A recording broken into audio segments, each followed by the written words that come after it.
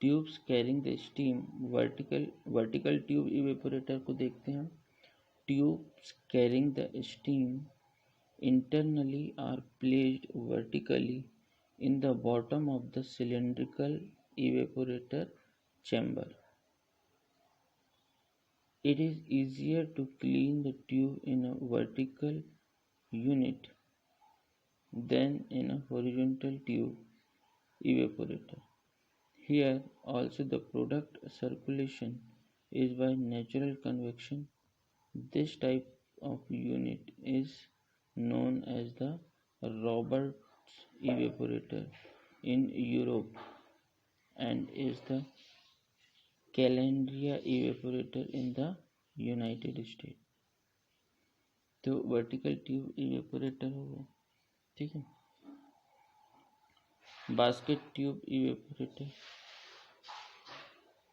in a basket type evaporator the tube may be placed in the shape of a ring or tubes. Basket type की जो evaporator होता है उसमें जो tube होता है वो किसके शेप में, रिंग के शेप में या ट्यूब के शेप में लगी हुई होती है उसमें। This unit provides an open space on the periphery so that the liquid may circulate more freely through the coil. With the liquid moving up through the coil as it is heated and the colder product moving down through the annulus around the basket, ठीक है। तो एक basket type evaporator जो होता है उसमें ring के shape में ट्यूब माउंटेड होती है उसमें, ठीक है। This unit provide an open space on periphery. Components of evaporator system other than heat exchanger. Heat exchanger के कंपोनेंट तो ठीक है, हीट एक्सचेंजर तो ठीक है, मगर इवेपोरेटर में हीट एक्सचेंजर के अलावा और भी दूसरी चीज़ें होती है। वो क्या होती है, वेपर एंड एंट्रेनमेंट सेपरेटर। ये है, इसका फिगर आप देख रहे हैं। Vapour with evaporator with vapour separator and entrainment separator, ये वेपर को सेपरेट कर देता है, इसको हम सेपरेटर बोलते हैं, ठीक है।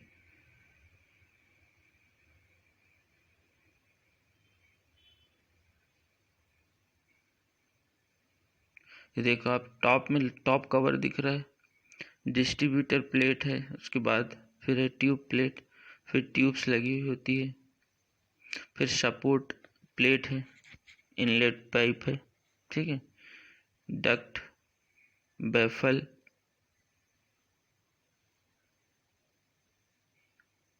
उसके बाद वैक्यूम प्रोड्यूसिंग डिवाइस लगा हुआ होता है इसमें, ठीक है। क्या लगा हुआ होता है, वैक्यूम प्रोड्यूसेस डिवाइस, मतलब जो वैक्यूम को क्रिएट करता है। इवेपोरेटर में वैक्यूम बहुत ज़रूरी है। वैक्यूम जब तक हम क्रिएट नहीं करेंगे तब तक हमारा प्रोडक्ट सेफ नहीं रहेगा। वैक्यूम के कारण ही हम जो प्रोडक्ट है उसके बॉइलिंग पॉइंट को कम कर सकते हैं। जैसे अगर 100 डिग्री पे बॉयल हो रहा है तो वो 60 या 70 पे बॉयल अगर करवाना है हमें तो वैक्यूम का यूज़ करना पड़ेगा।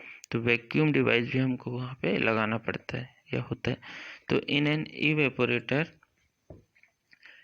evaporation of milk occurs at temperature ranging from 45 to 75 degrees centigrade and operated under vacuum.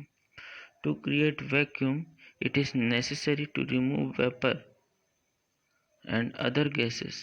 The vapor constitutes by far the greatest part of the total volume of the gases. As the vapor is condensed, vacuum is maintained because the volume occupied by the liquid is considerably less than the original vapor.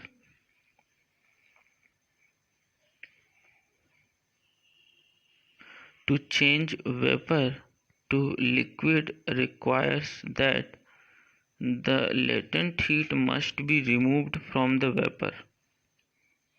The heat is extracted through an indirect or a direct heat exchanger.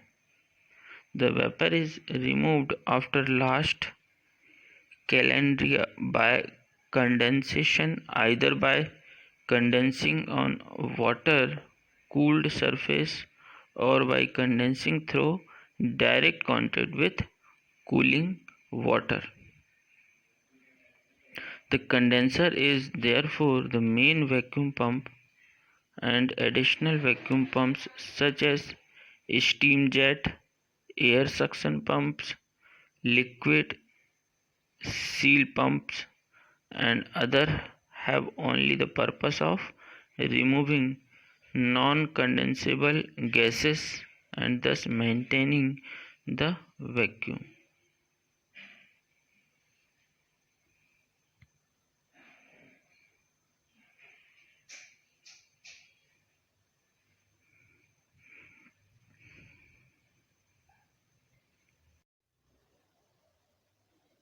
Different types of evaporators used in dairy industry. हमने type तो देख लिया था पहले evaporators के, ठीक है, तो यही आप लिखिएगा। ये क्या है? Major type of evaporator used in dairy industry: vertical tube circulation evaporator, batch vacuum pan evaporator, long tube vertical. ये बहुत हाई लेवल का है, इसको नहीं पढ़ना है, ठीक है।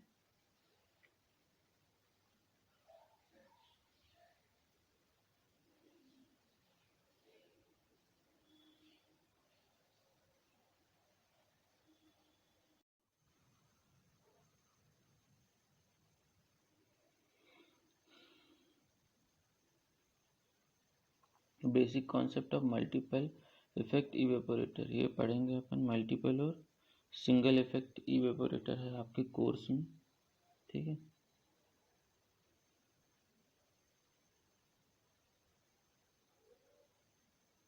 तो ये भी थोड़ा सा देख लीजिएगा जब आप ये वाला आंसर करेंगे, तो इसके टाइप में अगर आप ये भी थोड़ा सा लिख सकते हैं तो सिर्फ इतना ही बस लिख दीजिएगा।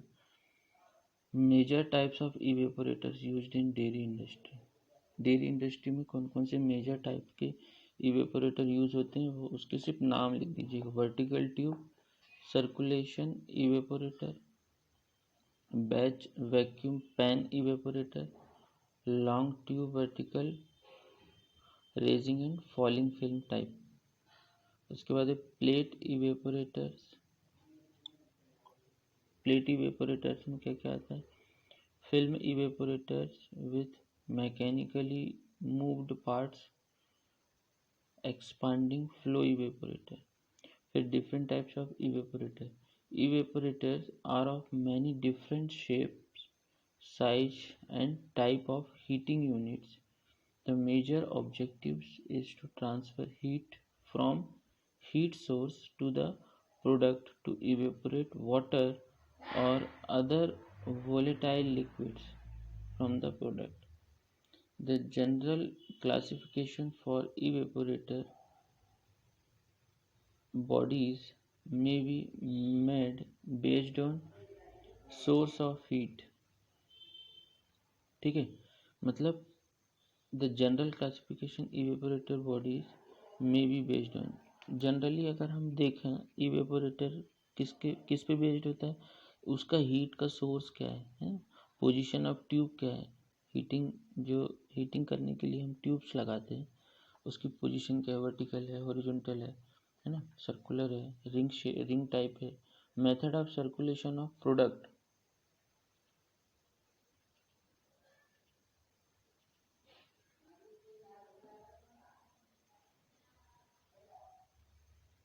method of circulation of product,